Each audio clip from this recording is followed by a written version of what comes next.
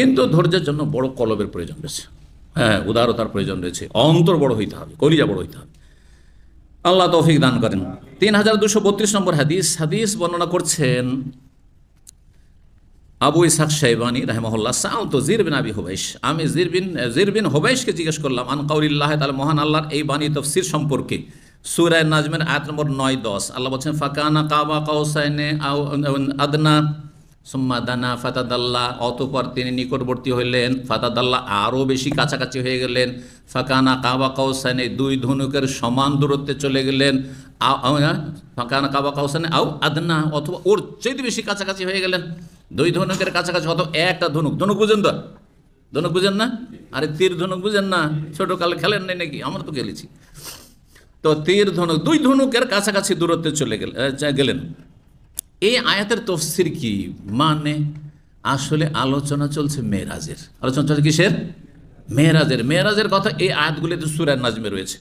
কিন্তু এখানে সুম্মা দানা ফাতাদাল্লাহ, নবী সাল্লাল্লাহু আলাইহি ওয়াসাল্লাম নিকটবর্তী হইলেন, আরও কাছে গেলেন। কার? আল্লাহর না জিবরাইলের?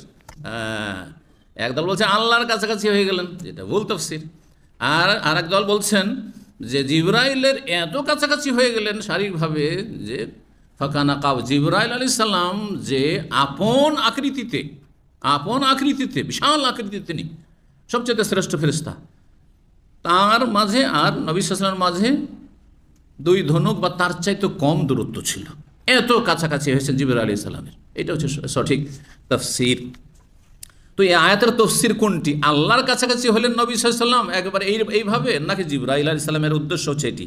কাল হাদাসানি ইবনে মাসউদ, আব্দুল্লাহ ইবনে মাসউদ রাদিয়াল্লাহু তাআলা আমাকে বর্ণনা করেছেন আন্না রাআ জিবরিল, যে নবী সাল্লাল্লাহু আলাইহি ওয়াসাল্লাম জিবরাইল আলাইহিস সালামকে দেখেছেন লাহু সিত্তুমিয়াতে জানাহ। এখানে ইবনে মাসউদ দেখেননি জিবরাইলকে, ইবনে মাসউদ দেখতে পারেন না কখনো জিবরাইলকে নবী ছাড়া অন্য কেউ দেখতে পারেন না, তাও আপন আকৃতিতে। আবার দেখেন আন্নাহু মানে আন্নান নবী সাল্লাল্লাহু আলাইহি ওয়াসাল্লাম জিবরাইল আলাইহিস সালামকে দেখেছেন, আল্লাহকে নয়, লাহু সিত্তুমিয়াতু জান্নাহ, এই আকৃতিতে, এই রূপে যে তার 600টি ডানা ছিল, 600টি ডানা ছিল। আসল আকৃতি দেখেছেন, যে রূপে আল্লাহ সৃষ্টি করেছেন জিবরাইল আলাইহিস সালামকে। এটি হচ্ছে সঠিক অর্থ। আল্লাহকে দেখেননি, কাকে দেখেছেন? জিবরাইল আলাইহিস সালামকে। তবে আল্লাহর সাথে কথা বলেছেন। কথা বলা আর দেখাতে পার্থক্য আছে। পর্দার আড়াল বা বোরখা পরে এক মহিলা আমার সাথে কথা বলেছে, হ্যাঁ, মাসলে প্রায় জিজ্ঞাসা করি, কিন্তু জীবনে মহিলাকে দেখিনি, হয় না? হ্যাঁ, কারণ আমার জন্য জায়েজ নয় দেখা, কথা ঠিক কিনা? এইরকমই সারা 10,000 কিলোমিটার দূর থেকে, আমেরিকা থেকে, কানাডা থেকে, জাপান থেকে অনেকে আমাদের সাথে কথা বলছেন, কিন্তু জীবনে দেখা হয়নি, আর হইলই না।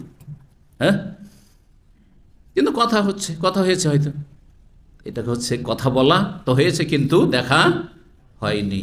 এই উদাহরণ দিয়ে বুঝেন যে নবী সাল্লাল্লাহু আলাইহি সাল্লাম আল্লাহকে দেখেননি, বরং আল্লাহর সাথে কথা বলেছেন। জি, 3233 নম্বর হাদিস আব্দুল্লাহ বিন মাসউদ রাদিয়াল্লাহু তাআলা বর্ণনা করছেন, লাকাদ রা মিন আয়াত রাব্বিহিল কুবরা, সূরা নাজমের আয়াত নম্বর 18, নবী সাল্লাল্লাহু আলাইহি ওয়াসাল্লাম নিঃসন্দেহে দেখেছেন তার রবের